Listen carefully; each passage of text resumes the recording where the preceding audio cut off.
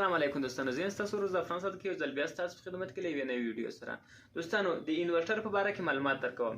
دوستانو دا انورټر موږ خپله جوړوو 2 کیلو واټه 3 کیلو واټ تر 15 کیلو واټه پورې. وطني انورټر دی، له 10 شمسیانو څخه تر 60 شمسیانو پورې کار کوي. له 4 شمسیانو سټارټ اخلي تر 10 شمسیانو پورې. او که چیرته په 2 لاینه لګوي بیا 6 شمسیان لګولی شي، 18 لګولی شي، 14 لګولی شي، 14 لګولی شي، ټول کار کوي. او دوستانو د دې خوبایي څه شی ده؟ په دې باندې تاسو کمپیوټر چلولی شئ، موبایل ور باندې چارج کولی شئ، یا تلویزیون ور باندې چلولی شئ، یا د برق نور داسې وسایل دي چې انویټ یې نشي چلولی، دا ټول چلولی شي. او د شارټ په باره کې به معلومات درکړم. کله چې دا شارټ راګرځي، کله چې تاسې انویټ ته شارټ ورکړي هغه خرابېږي، یا کوم بل مالي ته شارټ ورکړي د برق خواته نو هغه خرابېږي. دا به تاسو ته وښودل شي چې دا څنګه کار کوي. موږ به شارټ ورکړو او دی څنګه شارټ راګرځوي. او دته برق ورکوو 300 ولټه، 2500 ولټه تر 400 ولټه پورې دی برق اخیستلی شي. له هغه وروسته څخه زیات برق ورته تاوان رسولی شي. تر 400 پورې برق ورکوو، خدای به موږ ته صاف 220 برق راکوي، لکه دولتي برق چې دی داسې رقم ته پاک برق به راکوي. نو موږ اوس تاسو دی چې کوو دی څنګه کار کوي او د دوی شارټ په باره کې معلومات درکوو چې دی شارټ ورکړو او دی څه رقم ته کار کوي، دی خرابېږي که نه خرابېږي. نو دوستانو انورټر ته مې برق ورکړلو، تاسو ته ښکارېږي په مثبت او منفي باندې برق ورکړلو. تر اړونمه دلته پی وي لیکل شوی، پی وي د شمسیانو برق مثبت او منفي به تاسو ته ښکارېږي که به نه ښکارېږي. او دلته آوټر باندې لیکلی لاندې لخوا چې کوم برق له ده څخه وځي عین او پی باندې ده. نو دلته د شمسیانو برق موږ ورکولی شو او په دې ځای کې موږ دې ځای کې او په دې ځای کې یعنې برق باید ځینې ووځي د کوم کور لپاره چې موږ برق استفاده کوو هغه خوا راځي. نو دوستانو دلته تاسو ته واضح لیکل شوي دي تر 4.5 ولټه پورې برق دی ډي سي اخلي، او دا بل طرف یې آوټپوټ 220 برق ده دلته. او دا بټن چې کوم ده دا د هغو لپاره لګېدلی، د کنټرول لپاره لګېدلی، او په دې بټن باندې سټارټ اخلي. 2 دانې پنکې ورته لګېدلي دي او 2 امپیرونه لګېدلي دي.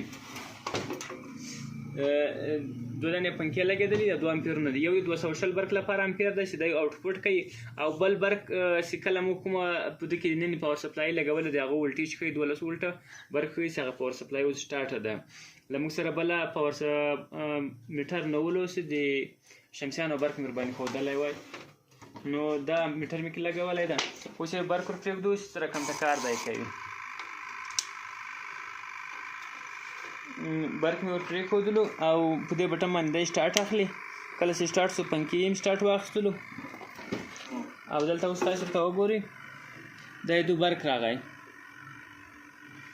12 ولټه او 220 ولټه برق رالو. په دې باندې اوس موږ څه کوو، یو دانه ګروپ ور باندې ګورو تر 300 واټه تر 400 واټه پورې ګروپ ته غټ ګروپ ده، په دې باندې ګورو. ډېر زورور او ډېر ښه کار کوي. او بل له دې څخه موږ هر څه استفاده کولی شو. څنګه چې دولتي برق ده هغسې ټول شیان استفاده کولی شو او خراب هم نشي رسولی، دا چې سوځي هم نه. اوس یې موږ د شارټ په باره کې ګورو.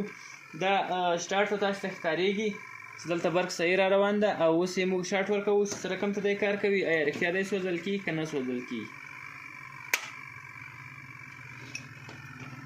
برق یې تاسو ته ښکارېږي چې په هغه ځای باندې ده، کوم مشکل نشته. دلته دوی یوازې د کنټرول لپاره دا بټن غورځار بیا شارټ ورکوو.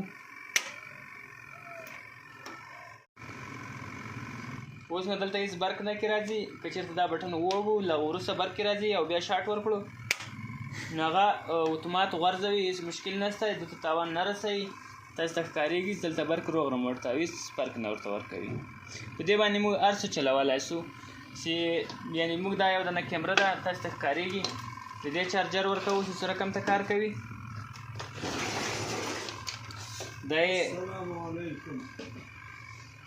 دا د کیمرې چارجر ده او موږ کیمره اوس ورباندې ګورو چې څه رقم ته کېږي. دلته به دغه مای ولګوئ، دا ده یعنې په دې کې هېڅ مشکل نشته. په دې باندې تاسو هر څه چلولی شئ. دا چارجر هم دلته لګېږي، دا ده. اوس به کیمرې ته چارج راسي. په دې باندې تاسو هر څه چلولی شئ. په دې باندې ابګرمي چلولی شئ، استري چلولی شئ، او تلویزیون چلولی شئ، کمپیوټر ورباندې چلولی شئ، موبایل چارج کولی شئ. څه د برق سامان نه شي ټول ورباندې چلولی شئ. او ښه خوندور کنټرول هم لري. که چېرته شارټ ورکړل شي هغه خپله راګرځوي. نو دوستانو کوم ویډیو خو کوي چینل در سره سبسکرایب کړئ که په چینل کې نوي یاستئ ویډیو سره لایک کړئ ښایسته کمنټ ورکړئ د نورو ویډیو لپاره له موږ سره پاتې شئ موږ به ستاسو لپاره هر وخت دغسې ښایسته ویډیوګانې جوړوو د سرلوړي او آباد افغانستان په هیله